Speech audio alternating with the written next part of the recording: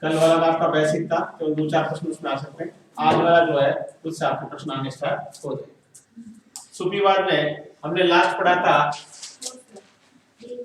वहदत कुल वजूद, और उसके बाद में पढ़ा था दो भाग। एक हमने पढ़ा था बासरा और एक हमने पढ़ा था बेसरा। एक बासरा, एक बेसरा। बासरा का मतलब, इसका प्रश्न आता दोनों का याद रखना। बासरा का मतलब होता है जो इस्लाम के कानून को मानता हो, उसे कहते हैं शरीयत, इसको तो मानता हो। और बेसरा शरीयत को नहीं मानता, शरीयत को नहीं मानता हो। इन दोनों चीजों को याद रखना। उसके बाद में आता है कि जो सूफी सिलसिला है वो कितने संप्रदाय में बटा हुआ है, कौन कौन से इसके संप्रदाय है, इसका उल्लेख कहां मिलता है। तो हम पढ़ेंगे भारत में सूफी मत या संप्रदाय। अब यहां से आप ढंग से पढ़ना, ये इसी प्रश्न आएंगे। भारत में सूफी मत या संप्रदाय। सबसे पहले तो सूफी मत, तो सूफी जो संत है या मत है या जो आंदोलन है, उनकी कितने शाखाएं, अगर पूछ लिया जाए कि इसकी शाखाएं कितनी है, तो कितनी शाखाएं हैं? 14 शाखाएं। कितनी शाखाएं हैं? 14। और अगर पूछ लिया जाए इन 14 शाखाओं का आपको उल्लेख कहां मिलता है, कहां लिखा हुआ है कि सूफी मत में 14 संप्रदाय थे, तो याद रखना है ग्रंथ का नाम है, जिसका नाम है आइन ए अकबरी। क्या नाम है? आइन ए अकबरी। कई बार इसके ग्रंथ के रचयिता का नाम भी पूछ लेता है कि इस ग्रंथ की रचना किसने की, तो किसने की थी? अबुल फजल। किसने की थी? अबुल फजल। एक नाम और बता देता हूं, इसके अलावा एक्स्ट्रा है, कई बार पूछ लेते हैं। अबुल फजल व फैजी कहां के रहने वाले थे, कहां के निवासी थे? याद रखना, ये कहां के थे?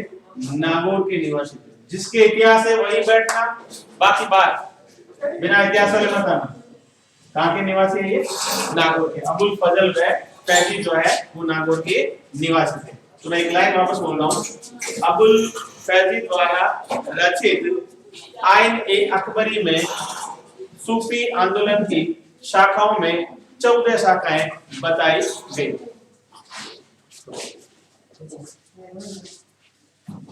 सबके इतिहास है। अगर पूछा जाए कि भारत में सूफी संप्रदाय की कितनी शाखाएं हैं, तो शाखाएं कितनी है? 14। अगर पूछा जाए इन 14 शाखाओं का उल्लेख कहां मिलता है, तो ग्रंथ का नाम है आइन ए अकबरी। फिर आइन ए अकबरी ग्रंथ की रचना किसने की थी? अबुल फजल ने। दो नाम होते हैं, एक अबुल फजल और फैजी। ये दोनों ही अकबर के दरबारी विद्वान थे और कहां के निवासी थे? नागौर के रहने वाले थे। अब इन शाखाओं में भारत में जो शाखा आई थी वो कब से प्रारंभ हुई, किसके साथ, और कौन सा एक आक्रमणकारी आया था जिसके साथ ही भारत में सूफी आंदोलन प्रारंभ हो गया?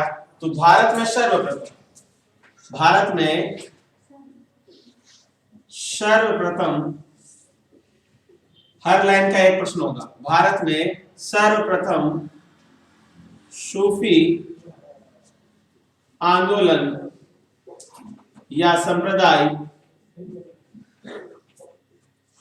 का आगमन एक राजा था, शासक विदेशी, जिसका नाम था महमूद गजनवी। क्या नाम था? महमूद गजनवी ने भारत पर प्रथम बार आक्रमण किया था 1001 ईस्वी में। कब किया था? 1001 ईस्वी में। अगर पूछा जाए कि भारत में सूफी संप्रदाय का आगमन कब से माना जाता है, तो 1001 ईस्वी से। किसके शासन काल में?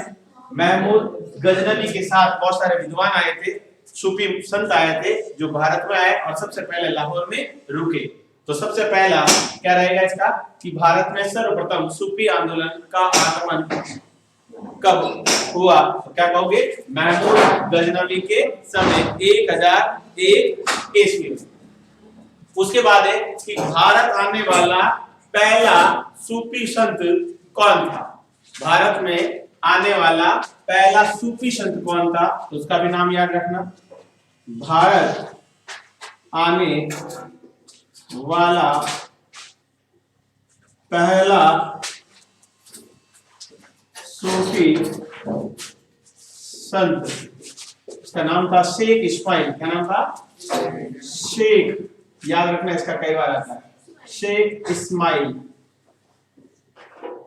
सबसे पहले कहां आया था ये लाहौर में आया था। कहां आया था?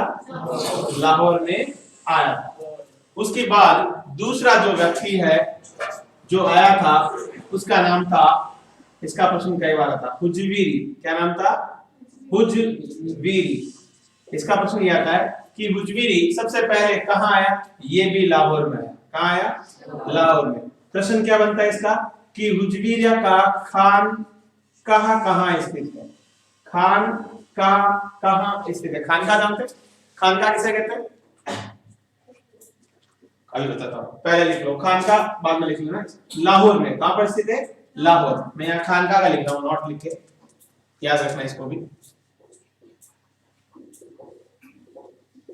इसका प्रश्न आता है खान का संबंध है, तो यह है सूफी संतों के निवास स्थान को खान कहा जाता है। उसी खानका में, इसका खानका कहां है? लाहौर। इसकी एक पुस्तक होती है, उसका कई बार नाम पूछा जाता है कि इस पुस्तक की रचना किसने की। पुस्तक का नाम है कशफुल महजूब। क्या नाम है? कशफुल महजूब। कहीं आपको ऐसा लिखना मिलेगा, कशफुल महजूब, दोनों एक ही है। इसको जोड़ के लिख दिया, इसको तोड़ के लिख। इसकी मृत्यु के बारे में कई बार पूछा जाता है। 1088 ईस्वी में इनकी क्या हो गई थी? मृत्यु हो गई थी। यहां तक वापस देख लो। सबसे पहले तो पूछे कि संप्रदाय की शाखाएं कितनी है, तो 14। उल्लेख कहां मिलता है? आईने अकबरी। इसकी रचना किसने की थी? अबुल फजल। कहां का रहने वाला है? इसका एक भाई था, इसका नाम क्या था? फैजी। वो भी कहां का रहने वाला था? नागौर। फिर ये भारत में सबसे पहले सूफी संप्रदाय किसके शासनकाल में आया, तो महमूद गजनवी के शासनकाल में। कब? 1001 ईस्वी में। उसके बाद भारत आने वाला पहला सूफी संत जो किसके साथ आया था? महमूद गजनवी के साथ। किसके साथ आया था? महमूद गजनवी के साथ आया। नाम क्या था? शेख इस्माइल। और इसने सबसे पहले कहां रुका था? लाहौर में। अगर मैं यहां कहूं कि इसका खानका भी कहां है? लाहौर। खानका का मतलब क्या हुआ? सूफी संतों का निवास स्थान, जहां सूफी संत रहते थे, उसका कहा था, उसे कहते हैं खानका। तीसरा एक विद्वान था जिसका नाम था सैयद अहमद शफी सरवन। पूरा नाम तो सैयद अहमद सुल्तान शकी सरवन। ऊपर वाले का एक प्रश्न और आता है कि हुजवीरी को किस नाम से जाना जाता है, तो हुजवीरी का उपनाम भी मैं यहां लिख देता हूं। इसका भी उपनाम कई बार पूछ लिया जाता है। इसको कहते थे दाता गंज बख्श। क्या कहते थे? दाता गंज बख्श के नाम से किसे जाना जाता है, तो किसे जाना जाता है? हुजवीरी को। इसका भी पूछा जाता है सैयद अहमद सुल्तान शकी सरवन को किस नाम से जाना जाता है, तो इसका उपनाम था लाख बख्श। क्या नाम था? लाख बख्श। ऊपर वाले को क्या कहते थे? दाता गंज बख्श। और सैयद अहमद सुल्तान शकी सरवर को कहते थे लाख बख्श के नाम से इसको जाना जाता। उसके बाद में है कि भारत में सबसे प्रमुख जो शाखा थी उस शाखा की स्थापना जिसका नाम था चिश्ती सिलसिला। क्या नाम था? चिश्ती सिलसिला। तो चौथा विद्वान जो रहेगा वो कौन सा रहेगा? चिश्ती सिलसिला कौन था? ख्वाजा मोइनुद्दीन चिश्ती। ख्वाजा मोइनुद्दीन चिश्ती। ये भारत में कब आया था? 1191 में। कब आया था? 1191-92 ईस्वी में। किसके शासनकाल में? मोहम्मद गोरी का नाम सुना आपने? मोहम्मद गोरी का नाम? मोहम्मद गोरी के साथ में ये भारत आया था। के साथ भारत आया। और कहां आया था? कहां रुका ये? यानी अगर कहूं मैं कि इसका खान कहां कहां है तो आप कह सकते हैं अजमेर में है। कहां पर है? अजमेर। और जब ये आया, इसका प्रश्न क्या था वापस सुन लो पहले। महमूद गोरी के समय 1192 ईस्वी में ख्वाजा मोइनुद्दीन चिश्ती अजमेर आया। उस समय अजमेर में किसका शासन था? पृथ्वीराज चौहान का शासन था। किसका था? पृथ्वीराज चौहान का शासन। यहां तक एक बार बता दूं। सूफी मत या सूफी संप्रदाय के मूल संस्थापक का पूछा जाएगा। मूल संस्थापक कौन है? यानी किसका? चिश्ती संप्रदाय का। किसका? चिश्ती संप्रदाय। अब आवाज बंद कर दो ये बीच। चिश्ती संप्रदाय। अगर पूछा जाए चिश्ती संप्रदाय का मूल संस्थापक कौन है तो उसका नाम रहेगा ख्वाजा अब्बू अब्दाल चिश्ती। हाँ, नाम ही ऐसा ही, अपन क्या कर सकते हैं। नाम क्या है? ख्वाजा अब्बू अब्दाल चिश्ती। और अगर पूछा जाए इनकी स्थापना कहाँ की गई या संप्रदाय कहाँ पर इसकी स्थापना की गई तो उसका नाम याद रखना खुरासान। क्या नाम है? खुरासान। चिश्ती संप्रदाय की स्थापना ख्वाजा अब्बू अब्दाल ने खुरासान में की। अब अगर पूछा जाए भारत में, कहां पूछा जाए? भारत में चिश्ती संप्रदाय के संस्थापक कौन है तो कौन हो जाएंगे? ख्वाजा मोइनुद्दीन चिश्ती। क्या नाम हो जाएगा? ख्वाजा मोइनुद्दीन चिश्ती। और इसकी स्थापना कहां पर थी? कहां? अजमेर में। कहां की थी? अजमेर। इनका जन्म और मृत्यु के बारे में कई बार पूछा जाता है। ख्वाजा मोइनुद्दीन चिश्ती का जन्म कहां हुआ था? कब और कहां? 1143 ईस्वी में सिस्तान में हुआ था। शहर का नाम है सिस्तान। क्या नाम है? सिस्तान। फिर इसका पूछा जाता है मृत्यु का नाम। क्या पूछा जाता है? मृत्यु कहां और कब हुई थी? तो मृत्यु हुई थी 1236 ईस्वी में अजमेर में। जहां मृत्यु होती है वहीं उसका खानका होता है। जहां मृत्यु होती है वहीं क्या होता है? खानका। तो अगर पूछा जाए इसका खानका कहां है और अगर पूछा जाए इनकी दरगाह कहां है तो दोनों ही कहां पर है? अजमेर में। और इनकी जो दरगाह है उसको किस नाम से जाना जाता है? तो दरगाह का नाम क्या था? क्या था? ख्वाजा गरीब नवाज।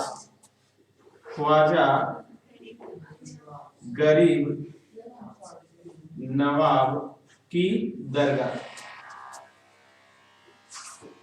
कहां पर है? ये अजमेर में। कहां पर है? अजमेर। इसके बाद में इसका पूछा जाता है कि एक मुगल शासक था। एक मुगल शासक था जो 2 बार यहां गया पैदल। उसका नाम क्या था? मुगल शासक जिसने 2 बार पैदल यात्रा की थी। 2 बार पैदल यात्रा की। उसका नाम क्या था? अकबर। क्या था? अकबर। तो इसका प्रश्न क्या आ सकता है? सबसे पहले तो चिश्ती संप्रदाय के मूल संस्थापक कौन थे? तो ख्वाजा अबू अब्दाल चिश्ती। कहां पर की? खुरासान। और अगर पूछ ले भारत में चिश्ती संप्रदाय के संस्थापक कौन थे, तो क्या हो जाएगा? ख्वाजा मोइनुद्दीन चिश्ती। और कहां पर स्थापना की? अजमेर। जन्म कब हुआ? 1143 सिस्तान। मृत्यु 1236 अजमेर। खानका या दरगाह भी अजमेर में। नाम ख्वाजा गरीब नवाब की दरगाह। और मुगल शासक जो 2 बार यहाँ पैदल यात्रा की थी। इनके अलावा और क्या प्रश्न बन सकता है? किसी को बता सकता है? आपने पढ़े होगा ख्वाजा मोइनुद्दीन चिश्ती को, तो बहुत जगह पढ़ा है, बताइए। नहीं पता ना? नहीं पता नहीं, इसके अलावा प्रश्न बनता ही नहीं। परीक्षा से संबंधित जितने प्रश्न है ना वो यही है, इनके अलावा कोई भी प्रश्न इसका बनेगा नहीं। अब ऐसा तो पूछ सकता है ये कब आया, किसके समय आया? रुपए पीछे लिखवा दिया, आप चाहो तो मैं यहाँ और लिखवा देता हूँ, और लिख लो एक बार, कोई ना। कब आया था ये? 1192 ईस्वी में। कब आए थे? 1192। किसके साथ में? मोहम्मद गोरी के साथ आया। और साथ कहां पर आया था? अजमेर में। कहां आया था? अजमेर। इस समय अजमेर का शासक कौन था? इसका भी याद रख लेना, पृथ्वीराज चौहान। पृथ्वीराज चौहान।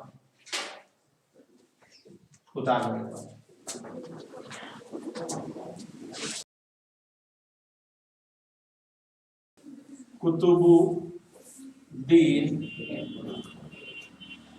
बख्तियार काकी। बख्तियार काकी।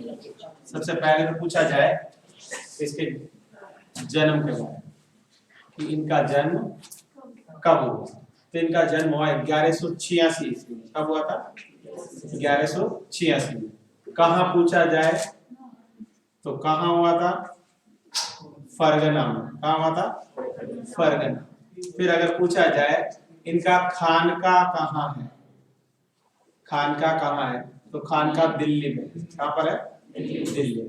फिर अगर पूछा जाए इनकी मृत्यु कहां हुई, तो मृत्यु भी इनकी कहां हुई? दिल्ली। जहां मृत्यु होगी वहीं खानका होगा। फिर अगर पूछा जाए इनके गुरु का क्या नाम था? इनके गुरु, तो इससे पहले वाला जो था वो इसका गुरु था। तो पहले वाला कौन था? ख्वाजा मोइनुद्दीन चिश्ती। इसके बाद में पूछा जाता है कि कुतुबुद्दीन बख्तियार जो काकी है, कुतुबुद्दीन के नाम पर एक शासक था जिसने कुतुब मीनार का निर्माण करवाया। क्या नाम था? कुतुब मीनार का निर्माण इसी के नाम पर करवाया गया था। और जो निर्माण किया था वो था इल्तुतमिश। कौन था? इल्तुतमिश। इल्तुतमिश। इसके बाद में तीसरा जो आता है उसका नाम था, इसका एक प्रमुख शिष्य था जिसका नाम था प्रमुख शिष्य, जिसका नाम था बाबा फरीद। क्या नाम था? बाबा फरीद। तो नेक्स्ट हो जाएगा बाबा फरीद। बाबा फरीद। सबसे पहली चीज वही कि बाबा फरीद का जन्म कब हुआ? तो ये हुआ था आपके 1175 ईस्वी में। 1175 ईस्वी में हुआ था। और जो मृत्यु हुई थी वो 1236। उसकी नहीं लिखी क्या मृत्यु? इसकी भी लिखना 1236 ईस्वी में। और इसकी भी 1236 ईस्वी में। मृत्यु कहाँ हुई थी बाबा फरीद की? अजोधन में। कहाँ हुई थी? अजोधन। अजोधन। और अजोधन में ही क्या है इनका? खानका। क्या है? खानका। कहां पर है? अजोधन में। इसके बाद में इसका कुछ नहीं पूछा जाता, देख लीजिए यहाँ तक एक बार, याद रहता तो आगे। जन्म नहीं लिखा तो जन्म लिख लो इसका, पहले समझ लो कि इसके 3 चीज और है, 3 प्रश्न। एक तो आता जन्म, लेकिन स्थान का नाम कई बार पूछा जाता है क्योंकि अटपटा है। स्थान का नाम है कहटवाल, क्या नाम है? कहटवाल। अगर जन्म पूछे कहाँ हुआ तो कहटवाल, और कहटवाल कहाँ है तो मुल्तान में। कहाँ पर है? मुल्तान। अजोदन में भी अगर एक जगह पूछ ली जाए तो जगह का नाम भी याद रखना। उस जगह का नाम है पाक पाटन। क्या नाम है? पाक पाटन। ये भी कहां पर है? पंजाब में। कहां पर है? पंजाब। इसके बाद में इसकी एक और चीज पूछी जाती है, इन्होंने वृद्धावस्था में कहटवाल कब हुआ था? 1186 ईस्वी। हाँ सॉरी 1175, 1175। और फिर मृत्यु 1236 ईस्वी में। और कहां पर? पूरा नाम क्या था? पाक पाटन, पंजाब में। और स्थान का नाम क्या था? अजोधन। क्या था? अजोधन। और अजोधन में और क्या था? खानकाह था। क्या था? खानकाह पूछा जाए तो भी कहां होगा? अजोधन। ये प्रश्न कई बार पूछा जाता है। बाबा फरीद ने वृद्धावस्था में विवाह किया था, इसकी पत्नी थी, उनका नाम क्या था? वृद्धावस्था में विवाह, उसका नाम था हुशैरा। क्या नाम था? हुशैरा। ये नहीं पूछा जाता है पत्नी का नाम क्या है, ये पूछा जाता है हुशैरा कौन थी। एक तो उत्तर आएगा, क्या आएगा? बाबा फरीद की पत्नी। अगर ये नहीं आएगा तो आएगा बलबन की पुत्री। कौन थी ये? बलबन को जानते हो? बलबन की पुत्री। इसने कौन सी नीति अपनाई थी? रक्त व लौह की नीति। और इसी का अनुसरण करके एक व्यक्ति ने राजत्व सिद्धांत दिया था। किसने दिया था? इसका अनुसरण करके अलाउद्दीन खिलजी का नाम सुना? अलाउद्दीन खिलजी ने भी क्या दिया था? राजत्व का सिद्धांत दिया। इसके बाद में खानका हो गया, जन्म हो गया, मृत्यु होगी। इसके बाद अगला जो आता है उसका नाम है शेख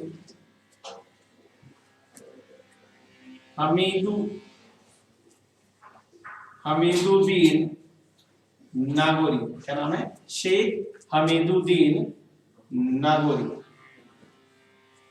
इसका प्रश्न आता है कई बार कि सबसे पहले तो इसने अपना खानकाह कहाँ बनाया।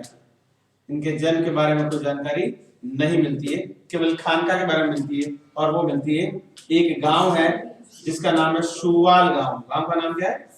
सुवाल गांव। और ये सुवाल गांव है कहाँ? नागौर में। कहाँ पर है? नागौर। दूसरे का पूछते हैं, इनकी एक उपाधि थी, उस उपाधि का कई बार नाम पूछा जाता है। उपाधि का नाम है सुल्तान ए तारकिनी। तारकिनी, सुल्तान ए तारकिनी। अर्थ होता है, इसका अर्थ भी पूछा जाता है कई बार, सन्यासियों का राजा। सन्यासियों का राजा। और इसका एक बार और पूछा जाता है कि वे कौन से सूफी संत थे जो कृषि कार्य करते थे।